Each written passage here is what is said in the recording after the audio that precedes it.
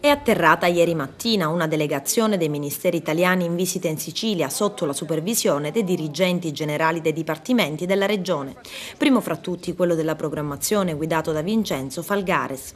Un bus di alti funzionari ed esperti, tra cui l'ex ministro ed economista Fabrizio Barca, in missione per il progetto SNAI Strategia Nazionale Aree Interne. Un'alta commissione che incontrerà il territorio da vicino, quello di 5 aree interne, Nebrodi, Madonie, Calatino, Simeto e Terresicani, candidata ad entrare nella programmazione di sviluppo, ovvero a beneficiare di 200.000 euro di progettazione integrata. Ieri è stata la volta di Bivona insieme ad altri 11 comuni dei Montisicani.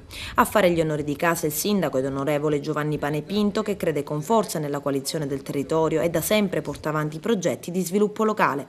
Sede dell'incontro l'azienda agricola Reina, gestita dall'artista Lorenzo Reina, un luogo immerso nella natura, nel benessere, all'insegna della sana e biologica cucina, una vera porta per i dirigenti ministeriali e regionali sui Monti Sicani, come quella costruita dallo stesso Reina nel suo teatro. Quella presentata da Giovanni Panepinto e dai suoi testimoni, ovvero i relatori chiamati a presentare il territorio, è una realtà fatta di eccellenze come il marchio IGP della pesca bivone, il DOP dell'arancia di Ribera ed il DOC dell'olio extravergine Val di Mazzara, ma anche un luogo di criticità da colmare, prima fra tutte la rete viaria.